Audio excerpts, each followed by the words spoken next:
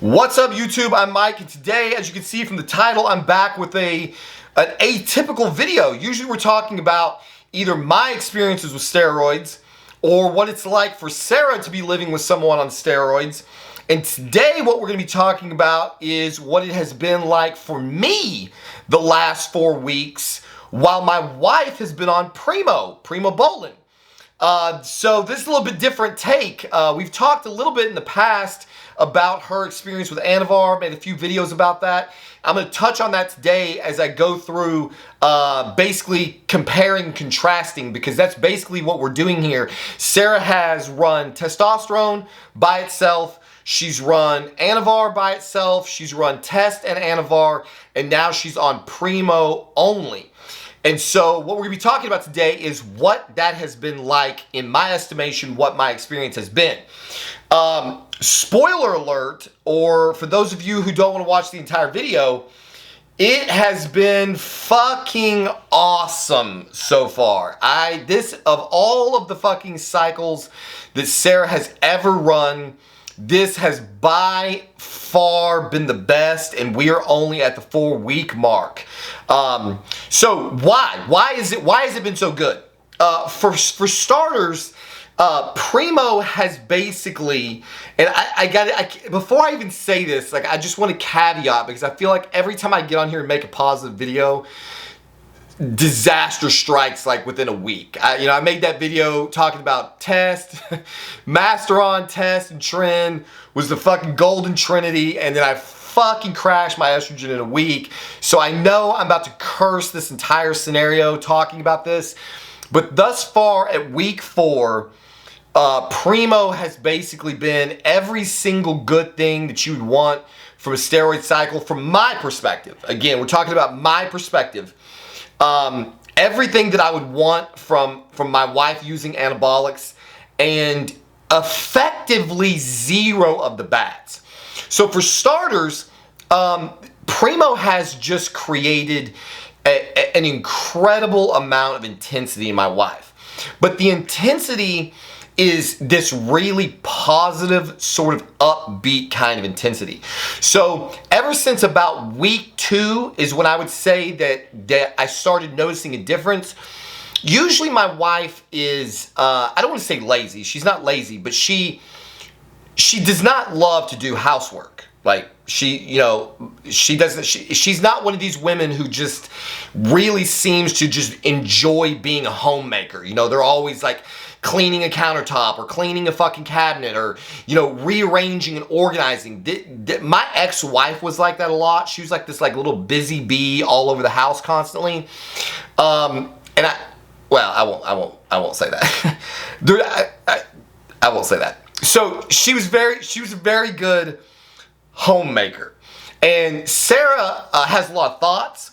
And so I think thoughts can sometimes get in the way of being a really great homemaker, when you're just like trying to control all of the things that you would rather be doing while you're like wax on, wax off, wax on, wax off the fucking countertops, and sweeping the floors and mopping the floors and picking up after everybody else in the fucking house.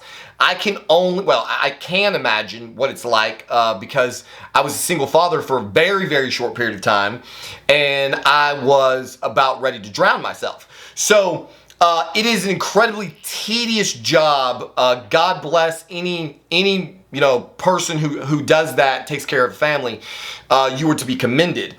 And so one of the most remarkable things that the Primos started doing, like right at about week 2, is like, I'm in here making videos and I'm doing all this social media shit, and she's just like zoom, zoom, zoom, zoom. She, like, I hear the fucking the machine going, and she's like electrically cleaning we have like stone tile through, like, I don't know, 70% of the house, and she's like polishing the tile with this machine. Countertops are constantly clean, vacuum cleaners going on and off. She's reorganizing shit.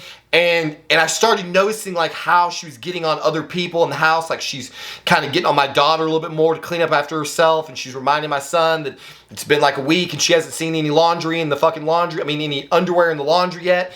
She just all of a sudden was like on top of all of these things that typically, man, they just pile up around here. She will she'll have like a little bit of energy to get going, and you know, she'll get like the kitchen clean, and she's kind of like me. Like I'll try to like, you know, do my part around the house. Like I've been needing to clean the garage for fucking ever, and I might go out there and get one corner done, and then it's like, oh, man, I need to take a break. That was kind of Sarah. Like we both hate doing this kind of work, and so, you know, she would get like a little something done, and then she'd be, you know, she'd have a Dr. Pepper and she'd be watching some show on Netflix.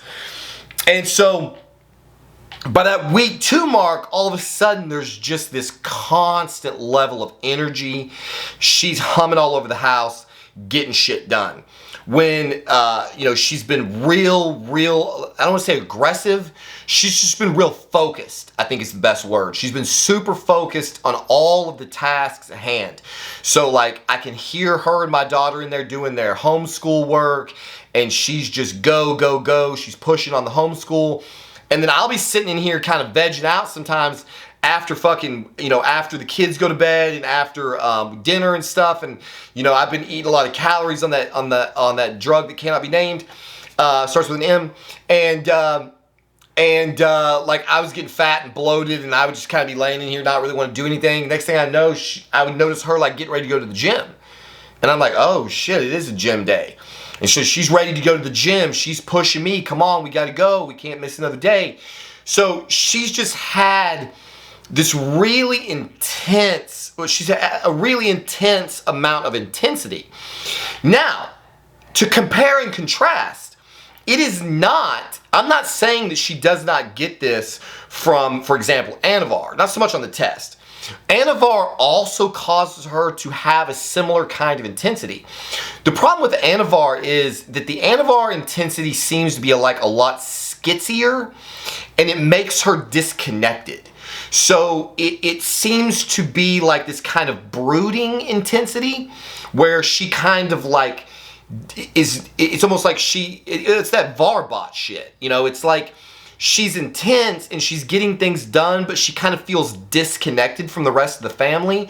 Where so far on Primo, while you can tell that her mind is racing and that she's focused and she's got a lot of shit she's trying to get accomplished, she never feels distant from the rest of us. You know, she seems to be able to transition in and out of, you know, the focused state that she's into like a family mode kind of state. So like I'll watch her intentionally like go, okay, I'm gonna stop tweaking on, you know, the floors, and I'm gonna sit down and I'm gonna play a game with Allison, or, you know, I'm gonna help Paul with some of his homeschooling, or she'll take time to listen to me yammer about, you know, some stupid argument I got into and how I told somebody off on social media, or something I saw in the comment section. So she's having a much easier time transitioning from what she's kind of tweaking and fixating on to the other things that need to be done around the house. And that's considerably different than what she gets from the Anavar. The Anavar is more amphetamine-like. And that's exactly what I've experienced with the Anavar as well. I've literally said that for me, combination of Anavar and caffeine feels very close to what Adderall does, and it can cause like an element of fixation that's hard to break away from. So there's been that as one of the major positives. The second positive that I'm sort of alluding to along with that is the total lack of that Varbot type of attitude. So she does this thing, and y'all are gonna laugh, but I actually like kind of demanded it. She keeps what's called a laugh journal. And where this came from is that I had to take an anger management course at one point in our marriage because we got into a really bad fight and I lost my shit. And as part of my therapy process, I underwent an anger management course. And as part of the anger management course, my therapist was trying to get me to be able to better recognize anger, because I would try to pretend like I wasn't really angry in a situation, or I would downplay how frequently I was angry. And so he had me keep what was called an anger log. And every time I got triggered about some shit, I would have to write in the log, like, this is what happened, this was my reaction, shit like this. And it became a funny thing because, once I had kind of gotten down the road with it and I had been using it for a while, and it's really a great tool because you'll be shocked in the beginning. You'll think, this is stupid. I don't fucking anger log. What kind of dumb shit is this? And then it's fucking eye-opening. Like, if you ever deal with anger, you should try it. You will be fucking shocked at the shit that you start fucking catching yourself writing. And another thing that's amazing about an anger log is it forces you out of the anger for a moment. Now, you don't have to write it in the moment, but you have to write it. But often if you transition, like if you get pissed off about something and you go, that's going in the anger log, then it helps you kind of get out of the anger place and into a more cognitive place where you're actually thinking through what the trigger was and what your reaction was. And it makes it a lot easier to process. And it really actually results in less unnecessary anger issues. You start to be able to recognize when you start to flash that this is a dumb thing to be getting angry about. Like, I'm going to be writing this shit in my log in 10 minutes and it's going to be humiliating. I think there was even an incident one time we were driving in the car and I was telling her like, how something about like I was yelling at some lady. I was having like a road rage incident. I was yelling at some lady out the window. You're going in my anger log. Like, what kind of psycho is this? But that's the thing. Like, if I had a road rage situation, I have to write it in my anger log. So when I was trying to convince Sarah that her PMS was destroying our marriage, and she would be in denial, she'd be saying, no, I'm not any different than I always am. And I used to always tell her, Sarah, you will go, when you get in your PMS mode, you will go extended periods of time and you will absolutely not smile or laugh. And she was like, bullshit, I don't believe you. And I said, okay, how about this? How about you start a laugh journal? Every time you laugh, like, not, I don't mean like, huh, like every time you belly laugh, I want you to write it in a fucking journal. And then we'll track it over the course of a month. And you will see that every single month, there will be a 2-week to 10-day period where you will either not laugh at all or your laughing will be substantially less than during your ovulatory phase. And so she's been keeping this laugh journal now for some time.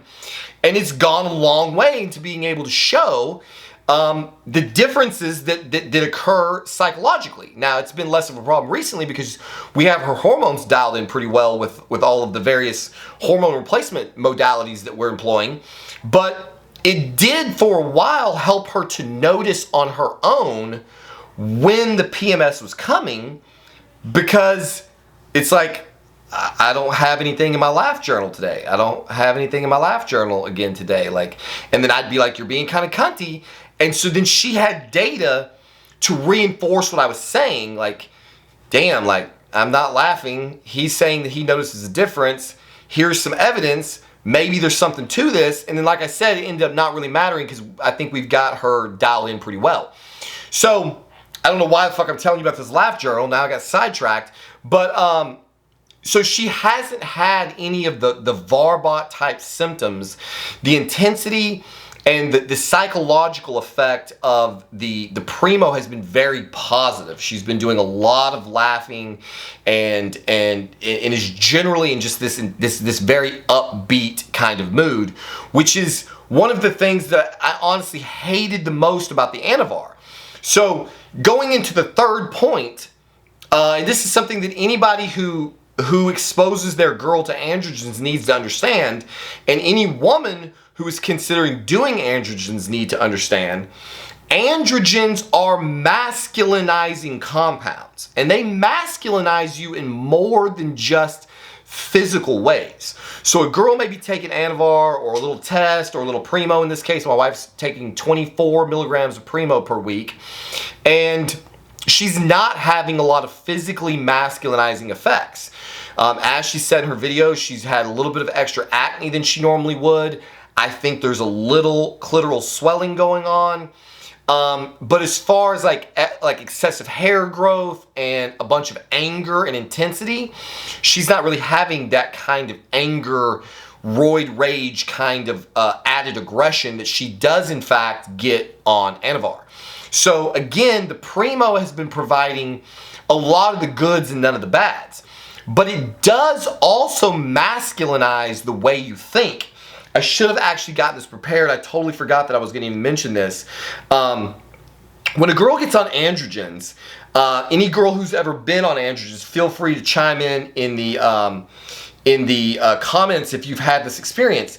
It will start to change the way that you view the world. You will begin to view yourself and circumstances and situations that you get into much more like a man. So men are very, very linear in the way we think. We're very black and white, and we're very goal-oriented. And for a lot of women, they can be sort of polar opposite. You know, it's like their thoughts are kind of all over the place. Women often report that estrogen can make them feel like their brain is in a cloud. They have emotions, but they struggle to connect to what's causing the emotion or why they're having the emotion. Or they might be having an emotion that doesn't seem to really connect with the scenario. Like they're laughing when they should be crying, or they're crying when they should be laughing, or they're crying for no apparent fucking reason. Estrogen and the feminine brain is very, very different. I don't want to make value judgments, but it's very, very different than the way a man's brain works. And that's really fucking troublesome in committed relationships. When I'm trying to communicate with my wife, you know, that whole men are from Mars, women are from Venus thing is so fucking true. It's painful because we just constantly talk past each other. You know, she's caught up in all of her feelings that are disconnected and not based on any kind of reality. And I'm over here just being, you know, can't see the forest for the trees because I'm so linear and black and white and goal oriented. We're just absolutely approaching this problem from two totally different points of view, and all the subjectivity and the perceptions and everything, it just makes for really often impossible scenario. And sometimes the best thing to do is just not fucking talk about it, because it's probably something insipid. It's probably something minor, and it's best to just fucking let that shit go. So we're in the gym last night, and I was texting her about her libido, which I'm going to get to in a minute. It has been substantially different than pre-Primo. So we've been going back and forth about her libido for quite a while. And then she sent this text message. Changing the subject. First of all, she never talks to me like that. She's been so much more direct. And that's again what I'm saying with the masculinizing effects of androgens. Women who get on androgens will stop like hemming and hawing like they usually do. She stops walking on eggshells, and she starts being way more confident and assertive. And she will just say what the fuck she thinks or wants. And so in this situation, I've been driving the conversation in one direction for quite a while, and then she just hits me with changing the subject. Something else that is happening with the Primo intensity and drive is that I'm having a lot of trouble with fiction books right now. My wife reads a lot. She's always either reading something or listening to like a book on tape. She says, I am driven to read or listen to things with more substance or something for me to learn.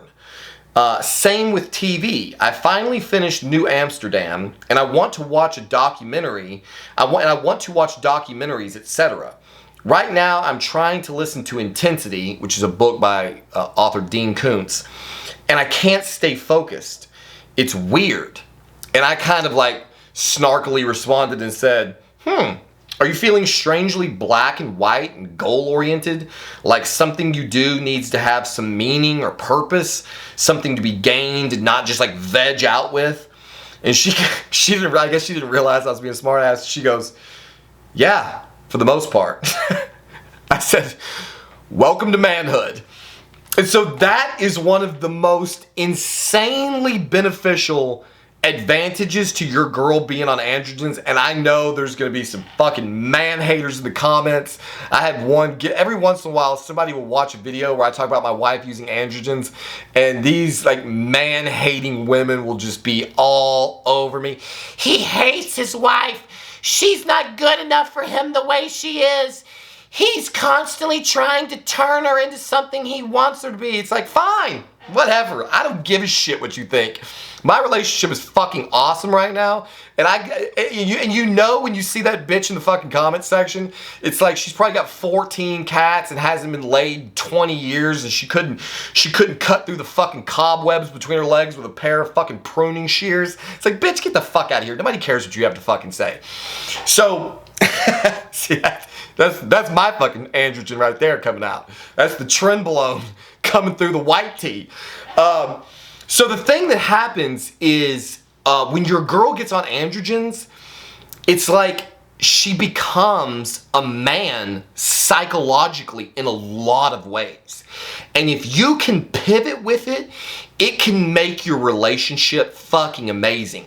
Because all of a sudden, it's like you're living with your best friend that you can have sex with. Because it's like you and your buddy can have conversations and y'all can communicate on a male level. You can just talk about like the facts and the evidence and the logic and the reason.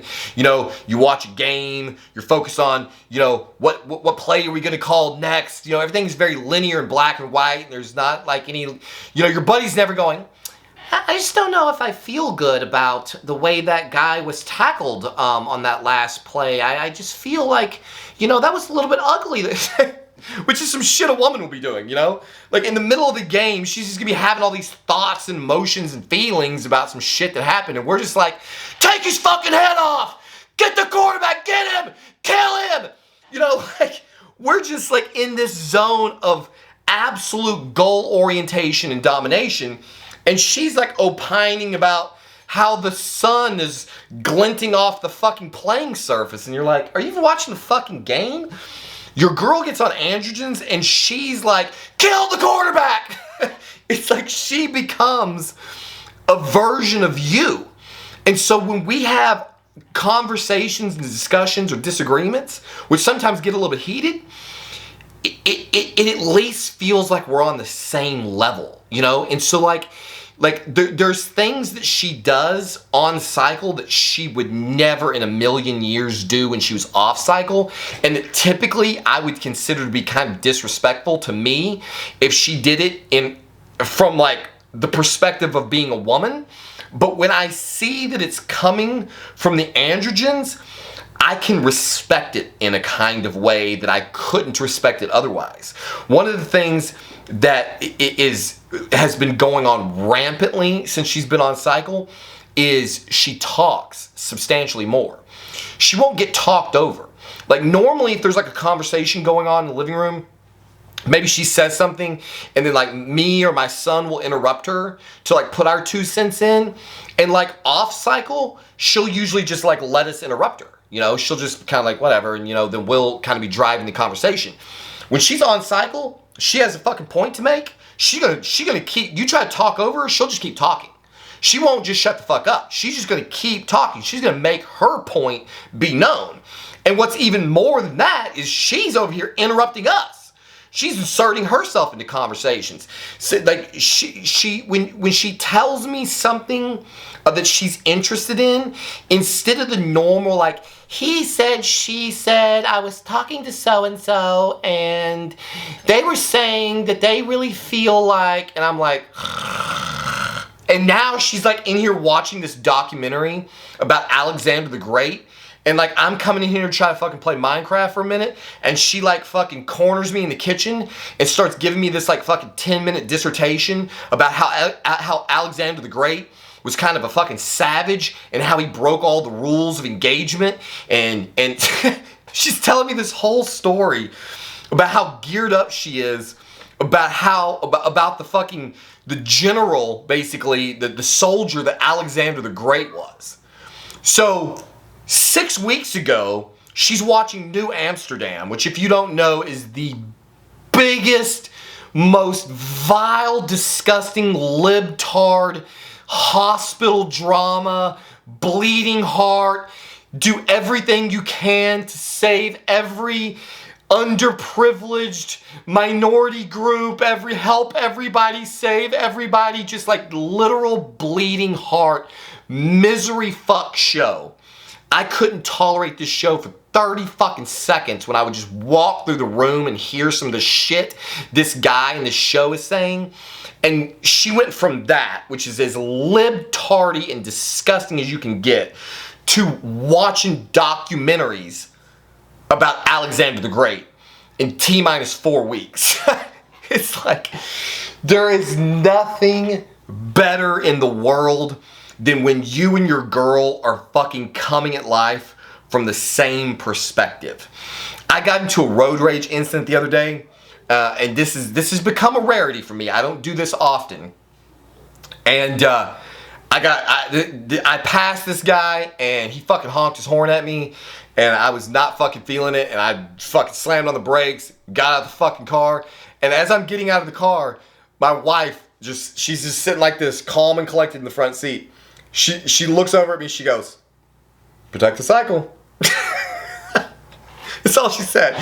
She wasn't like, "Oh my God, what are you doing? Get in the car." She just goes, "Protect the cycle." I got out and went and fucking melted down on this guy outside of his fucking car window. You know, said my fucking piece, got back in the car. We went on down the road. She's just like, I was like, "Did you hear that?" She goes, "Every word." She's just totally fucking chill. It's like all of a sudden, your girl is your fucking right-hand man. She's your fucking wingman. It's everything. I mean, this is one of the reasons that I have been pro my girl doing androgens for so long, because I think that there is no greater power couple in the fucking world than a man and woman who really love each other and are fucking and are attacking a common interest. One of the strongest points in our marriage has always been we've had a common enemy. The common enemy we used to have was my ex-wife, and so, you know, anytime Sarah and I have something where we can unite and fight against, like the RV or my ex-wife for custody, or this mortgage situation that we had where this mortgage company tried to steal our fucking house. My wife handled her fucking business, and fucking we threatened legal action against these people, and we got every single thing we wanted out of this deal, everything that they fucking owed us and were trying not to fucking give us. Again, just one of these situations where people will try to fucking step on you at every turn if you let them, and my girl is not the fucking one. And so it has just been amazing to see, because I feel like in the same way for men that allows us to truly tap into that more primal side of ourselves, that aggressive, confident, you know, goal-oriented, driven self, women have that shit too. They're not terribly different from men in their nature. It's just that they've been so programmed by society to behave as the little woman, to behave as the lesser, the fairer sex, as she's supposed to always just defer to him, and she can't have any of her own fucking power. And we should be smart enough as human beings to see that this is not true anywhere else in the animal kingdom. You know, female fucking monkeys and gorillas and orangutans are savages. You know, it's the female lions who do the vast majority, if not all, of the fucking hunting. You know, the female animal in the vast majority of species is as aggressive, sometimes more so than the male. And then all of a sudden in the human animal, primarily because of the bullshit conveyed by religion, all of a sudden your girl is supposed to be this little woman who can't carry her own fucking weight. And you put her on some fucking androgens, and man, that shit's gonna take her back to the fucking Stone Age, to the caveman days, and she's gonna fucking reunite with the animal that lives inside of her, and it is amazing to fucking behold. And so, one of those other animalistic things that I think women are taught to suppress in a society that does not celebrate the independence of woman, does not celebrate free-thinking women, is the absolute crushing and annihilation of her sex drive. You know, women are every bit as sexual, horny, dirty, lustful as men are. This has been backed up time and time again by litany of fucking research. I was reporting on studies done very recently that ferret out a lot of the truth behind the fact that women want sex just as much as men do. Women want orgasms just as much as men do. It just looks a little bit different in the way they present it to the world, primarily because this is what has been ingrained in us. This is what our species has ingrained in them. This whole propriety thing, while it has its virtues for sure, I'm certainly not advocating that every woman run around and act like a whore. I'm certainly not saying that, and I think that we are seeing too much of that in modern society, and that it is destroying the nuclear family, and it is destroying marriages, and it is creating a scenario where men really, honestly, in the current age, have no good reason to get married. Women right now, the behavior of liberal women is catastrophic to the species. Liberal women are tanking their own stock value. It's like they've torpedoed the stock.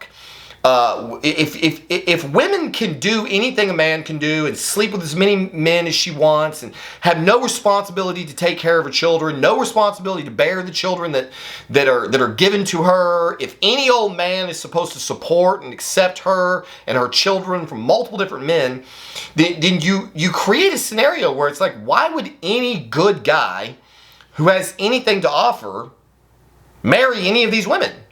Well, what does he stand to gain from this union? Fucking nothing. And so I'm certainly not advocating for that.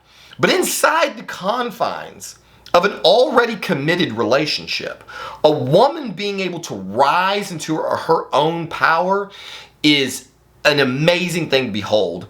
And to rise into her own sexuality is maybe possibly the most rewarding experience that you can have as a man and a woman, I think, inside of your marriage.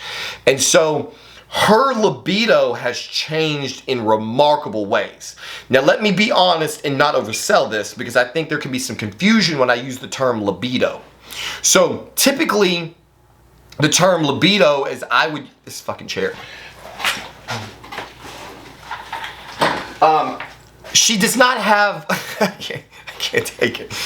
She does not have yet, although I think it's possibly coming, the kind of libido that I have, where I'm constantly thinking about it all the time, I'm craving it all the time, I'm needing it, I'm wanting it all the time. What Primo has done for her is just kind of turn the volume knob up a little bit. So where usually she might be in this state of like total disinterest, like she could really take it or fucking leave it, but she would always like get interested. That was the thing. She'd always be like, you know, she likes me to pursue her sexually constantly, because the vast majority of the time that I pursue her, even though she might have not been thinking about it or really wanting it out the gate, the second that I start touching her, kissing her, caressing her, we go into any of our usual foreplay activities, she gets interested real quick. She's just not revved up all day naturally. And so I think that the Primo has kind of revved the engine a little bit. It's not like a male libido. It's just more revved. And so one of the things that's been happening that is very atypical is usually at night, have been making videos and I'll have been reading comments all day, and I'll be in this really like front brain kind of analytical process, and I'm worrying about what I'm gonna do for work, and you know, I'm doing all this planning and shit, and that's not really cohesive to like getting in the mood. And so sometimes she'll just kind of lay there for a while I'm just rambling, and she's like really kind of like let's get sex going, but she won't do anything to instigate it. Like I always have to be the one to instigate it. Now what she does, if I start rambling on too long and she's kind of ready to go, like literally mid fucking sentence, I'll just notice her reach over. She'll grab like her big wand vibrator and just be like, she just starts fucking buzzing away while I'm talking about whatever the fuck I'm yammering about. And I'm like, oh, it's time to go. And she's like, yeah, it's time to go. Boom, we're off and fucking running. So my wife has always been the kind of person who, like I said, her engine was not revved. she will never tell me no to sex. And 90% of the time, 80% of the time, she will get into it and at least have one orgasm. It's very rare for her to not be able to orgasm at all. Now, the amount of time that it takes to elicit this orgasm can vary wildly, but generally, if I'm willing to put in enough work, she's going to get an orgasm out of it, unless, of course, she allows me to, we have a term in our house, it's kind of a derogatory term. It rhymes with grape. She will allow me to grape her, is what she calls it. And graping her basically just means I'm totally not interested in this, so you can just kind of have your way with me. And that's like at a bare minimum, that's what I get. And it's actually fucking lovely. I can't tell you how enjoyable that can be as a way of switching gears. Like when I have been 5 days in a row, like sex has been very much how can I give her the maximum amount of pleasure? How can I give her the maximum number of orgasms? Or how can I not do anything to fuck up her ability to orgasm or whatever? For her to just go, I don't really have any needs at all tonight, but I want you to just take my body and have as much fun with it as you would like. No stress is off. You just enjoy me. Dude, that is fucking, she's the greatest girl in the world. I could talk at length about some of this, and I think I'll make an entire video about it, but it doesn't really, it's kind of out of the purview of the Primo video that I'm rambling on about. So, what's been going on recently is she's been instigating sex where she almost never did. She's orgasming multiple times from every sexual encounter, and the orgasm latency is has been substantially reduced. So typically speaking, it was not unusual for her to require 45 minutes of foreplay to orgasm before sex. On average, I would say she is orgasming in half that time, sometimes less, and then is orgasming again from sex almost every time. I honestly don't, there might have been one day in the past 2 weeks maybe that she didn't have at least 2 orgasms during a sex act. I don't think that I don't know that she's been graped since she got on the Primo. I can't recall exactly. The point I'm trying to make is that her orgasmic response is substantially increased on 24 milligrams of Primo. Her sensitivity has been substantially increased, which is what seems to be reducing orgasm latency. So the second that vibrator touches her, she's like, oh, she's there, she's getting into it. We've mixed it up and taken porn out. We put porn in. We take toys out. We keep things switched up. She's been much more sensitive to 69 than she usually is. Her entire sexual response has been substantially increased by 24 milligrams of Primo, and we're only at week 4. So I think finally, unless something else comes to me, her body is also starting to change. She's drying out all over her body. Her abs are starting to come back in. Last night we were looking at her shoulders and you could see the individual cuts in her shoulders. She's starting to get the horseshoe in her triceps.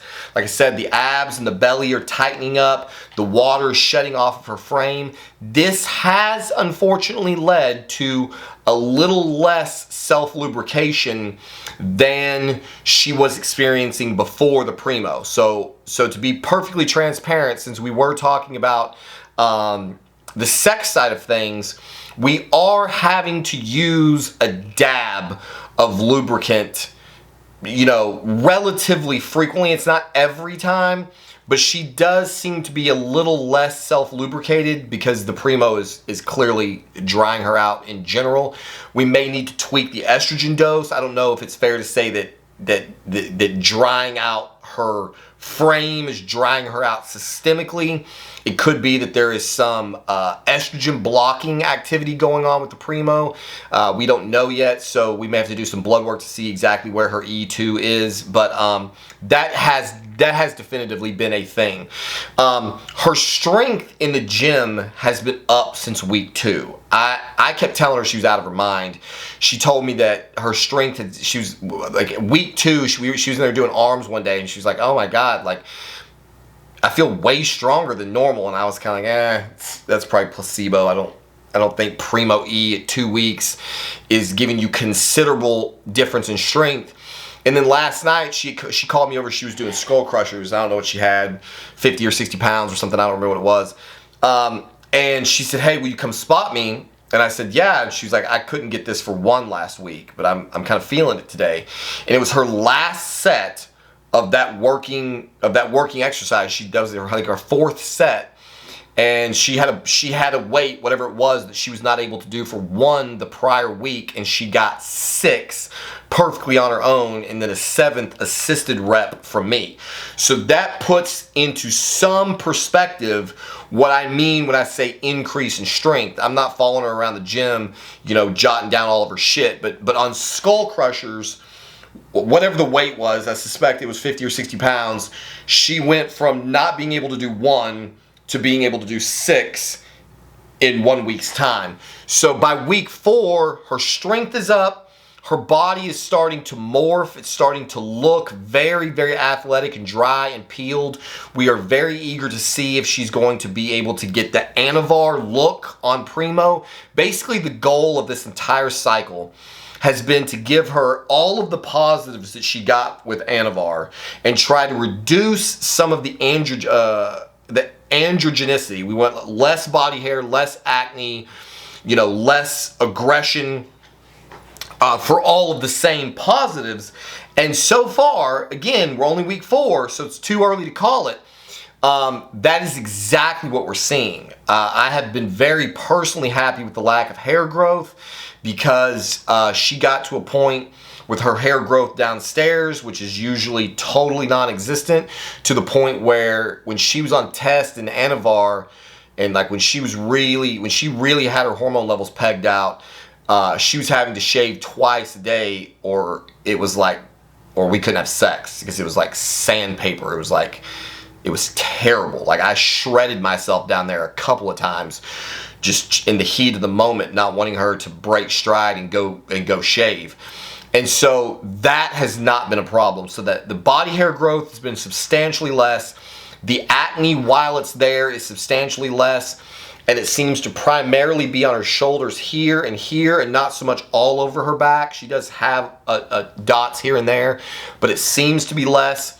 I have some ideas about how we might be able to combat that. Her sleep has not been affected, and she's not having any other androgenic side effects. She said that her throat felt a little sore one day, but that seems to have subsided, and she doesn't seem to be getting hoarse. So I know this video has gone on crazy long. It's probably because I am falling in love with this compound from a distance. It has been everything and more that I could have hoped for, and the best part is that she's enjoying it. So where I have sung the praises of testosterone and Anavar and was very motivated for her to continue using those compounds, because again, I like the way it masculinizes her thought processes. It's nowhere near as rewarding when she's, to some degree suffering. Like, she had really bad acne on the high doses of Anavar, and she had other side effects that just were making it was just unsustainable. It was not something that she was going to be able to continue doing for any length of time. And so we're hopeful, we're tentatively hopeful that this might be different. I'm trying to be as reasonable as possible. Like I said, we're talking about an inundate ester at the 4-week mark, so we're close to peak serum concentration, but not quite there yet, and we probably won't know for another few weeks once she hits peak serum concentration, exactly how much androgenicity that we can expect from this particular dose. So it is distinctly possible that over the course of the next few weeks, we could see a substantial uptick in masculinizing, physically masculinizing effects. So I'm sure she will be back soon to report on her own experiences. I will definitely make updated videos if anything changes. But so far, Primobolan by itself at 24 milligrams per week in my wife's body has been one of the most successful androgen experiences that we have run in this house. It has been, I think, very close to, the maximum amount of pros that you could hope to gain with the fewest number of negatives. It's what? It's not completely foolproof. She said, I'm cursing y'all. I'm cursing us. And there's my battery getting ready to die, so that means that I must have rambled on long enough. So there you have it. I'll try to timestamp this video because I know that there's a lot of data to unpack here. And then I will definitely check in the very near future, or have her check in and update you as to how this goes over the next 2 to 4 weeks. So as always, thank you for watching, and we'll see you in the next one.